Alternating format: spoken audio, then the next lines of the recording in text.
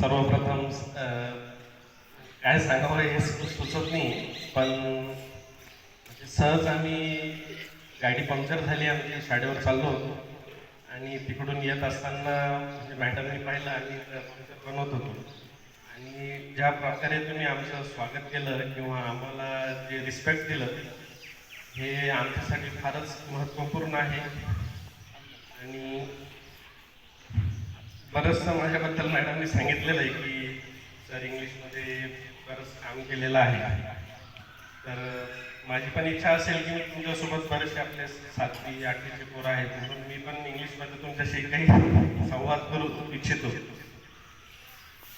So first of all, I would like to thank the headmaster of this school as well as the staff of the school, especially Pratibha Jadhav madam.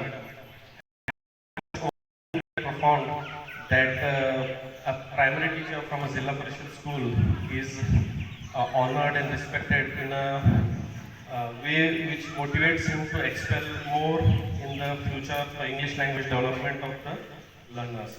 As you all know, I feel you are very much proud and you have got a golden opportunity to study under the leadership and guidance of Pratibha Jadhav madam, because she has mentioned many of my works that I have done, and which was not possible alone for myself, but because of the team where such type of teachers were involved in this process. Our principal secretary, former principal secretary Nandakumar sir, was of his vision that whenever we are working at the state level, the teachers, those who are working at the grassroots level, play a very important role in the classroom as well as in the mind of the learners. So we should involve the primary teachers in every process, whether it should be a training development workshop or whether it is a textbook development workshop. We should involve the primary teachers in this process. And she was a lady, she was joined newly to the ZP schools, and she was ready to come out from the comfort zone. Many of us, we are living in a very comfort zone. म्हणजे एक आपण एक चांगल्या वातावरणात आपण काय करतो, आपल्याला बांधून घेतो की बस त्या वातावरणाच्या बाहेर आपल्याला जायचं नाही, एक आनंददायी वातावरण आपले कम्फर्ट झोन राहतो.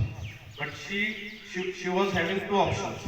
First one was to stay in that comfort zone, and second to come out of that comfort zone and to explore more opportunities which are available at the state level. And fortunately she selected the second option, which was coming out of the comfort zone. त्या चक्रातून बाहेर निघून काहीतरी नवीन करण्याची इच्छा त्यांनी दाखवली. And she started participating in various teacher training programs. So the first program was, I think, Ellipse. From Ellipse, it was a program for the teachers, those who were participating in British Council training, supported by British Council, and there they oriented us in various of teaching techniques such as group learning, using of various interactive patterns, and that helps us to become more active teacher where she can reach more students in a more effective way. And later on, she never stopped. She started again working on various projects such as Tejas, spoken English, as a master trainer. So it was the initial phase where she was working as a master trainer, and later on she was involved in the module development. So she started working in the module development. Module म्हणजे आपण जे आम्ही जे शिक्षक आहेत, तुम्हाला जसं पुस्तक असते, बरोबर आहे का नाही, त्या पुस्तकातून तुम्ही शिकत असता, तसं शिक्षकांना पण शिकावं लागतं. म्हणजे असं नाही की आम्ही फार काहीतरी शिकलो, आम्ही D.Ed झालो, B.Ed झालो, नंतर आम्ही शिकत नाही, असं नाही. तर आम्हाला पण दर 6 महिन्याला, दर 3 महिन्याला ट्रेनिंग घ्यावी लागते. ट्रेनिंग म्हणजे शिकणं, एक प्रकारचं नवीन काही चालू आहे. जसं आपण तुम्ही मोबाईलमध्ये पाहता, दररोज काही ना काही नवीन अपडेट्स येत राहतात, नवीन गेम्स असतात, नवीन टेक्नॉलॉजीचं हे राहतो. तसं शिक्षकांना पण एक अपग्रेड व्हावं लागतं. तर तसं त्या शिक्षकांना शिकवण्यासाठी एक पुस्तक तयार होतं. काय तयार होतं? पुस्तक.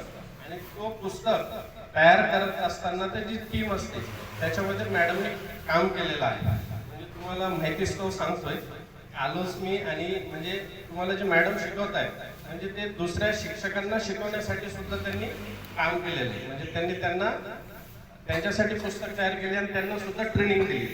आणि ती ट्रेनिंग फक्त जिल्ह्यापुरती नव्हती, ती राज्यस्तरावरची ट्रेनिंग होती. म्हणजे राज्यातले काही कोल्हापूरचे, काही नांदेडचे येतात आपल्याकडे, त्यांनी ती ट्रेनिंग स्टेट लेवलला दिलेली आहे. आणि तसंच त्यांनी मग तिथं पण ते थांबले नाही. मग एक आमचा प्रोजेक्ट आला action research mentoring scheme. So it was sponsored by British council. त्याच्यामध्ये सुद्धा म्हणजे ते एक प्रकारचे रिसर्च, ज्याला आपण संशोधन म्हणतो. आपण दररोज आपले टीचिंग तर करत राहतो, पण तो काहीतरी वेगळा प्रोजेक्ट होता, जे संशोधन, जे सायंटिस्ट लोक करतात, तसं आपल्या शिक्षणामध्ये सुद्धा एक प्रकारचा तो रिसर्च असतो. आपण दैनंदिन जीवनामध्ये शिकत असताना बऱ्याचशा शिक्षकांना पण अडचणी येतात. म्हणजे आपण जर वर्गात पाहिलं तर काही मुलं एकदम हुशार असतात, काही एकदम मध्य लेवलला, काही एकदम फारच कमी येतं. त्याला आपण तुम्ही म्हणतात त्याला मजाकमध्ये किंवा याला काहीच येत नाही. तर मग अशा मुलांसाठी आम्हाला एक नवीन पद्धत वापरावी लागते, त्यांना वेगळं सपोर्ट सिस्टम द्यावं लागतं. तर ते कसं देता येईल याच्याबद्दल शोध करावा लागतो, म्हणजे ट्राय करावं लागतं क्लासरूममध्ये बऱ्याचशा ॲक्टिव्हिटीजवर. कधी ते वर्क करतील, कधी ते वर्क करत नाही. तर अशा पद्धतीने त्यांनी त्याच्यात कष्ट घेतले.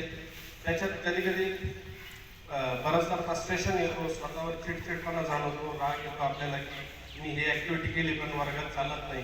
तरी त्यांनी त्याच्यातून सुद्धा मार्ग काढत तो प्रकल्प पण यशस्वीपणे पूर्ण केला आहे. आणि याच्यामध्ये सर्वात महत्त्वाचा जर कोणाचा रोल असेल माझ्या मते तर सरचा आहे. कारण सर हजबंड म्हणून दोन्ही टीचर आहेत, पण सर फार ओपन माइंडेड आहेत. आणि सरनी त्यांना म्हणजे प्रत्येक ट्रेनिंगला पाठिंबा दिला आहे. म्हणजे बरेचदा काय होतं की आपण फॅमिलीसोबत मुलं वाढत, घरामध्ये आपले लक्ष देणे, जॉब करणे आणि सॅटिस्फाईड राहणे. तर सरनी पण त्यांना पूर्णपणे सपोर्ट केला आणि मॅडमनी पण त्या संधीचं पूर्ण सोनं केलं. So I think it is a very good opportunity and she should continue working for the state, for the learner. Now she is teaching here, for example, 150 or 160 students. But when you are working at the state level, at the district level, you are trying to support more than, you are supporting 10,000 or more students at the state level. So your role is very important. Whatever the learnings you have received and whatever the techniques you have learned, you should try to implement for the helping for other state students as well. And finally, I think you are the luckiest person. तुम्ही म्हणजे भाग्यवान विद्यार्थी आहात की जसं तुम्हाला चांगल्या प्रकारचा स्टाफ भेटलेला आहे. आणि आज आपल्या जिल्हा परिषदच्या शाळा सुद्धा इंग्लिश मिडियमला आपण कॉम्पिटिशन्स देतो आणि ही संधी तुम्हाला इथं भेटते. तर तुम्ही सुद्धा, तुमचं पण एक महत्त्वाचा रोल आहे. तुम्ही पण एक आदर्श ठेवून, आपल्या शिक्षकांना आदर्श ठेवून तुम्ही पण एक मोठे स्वप्न पहा की आपल्याला टार्गेट काय आहे, गोल काय आहे आपल्या लाईफमध्ये, आपण तो अचीव कसा करणार आहात आणि त्याच्यासाठी काय प्रयत्न असतील, अडचणी येणार आहेत. शिक्षकांना आपण मार्गदर्शक म्हणून त्यांचा यूज करा, त्यांचा फायदा घ्या आणि आयुष्यात चांगलं मोठे व्हा, काहीतरी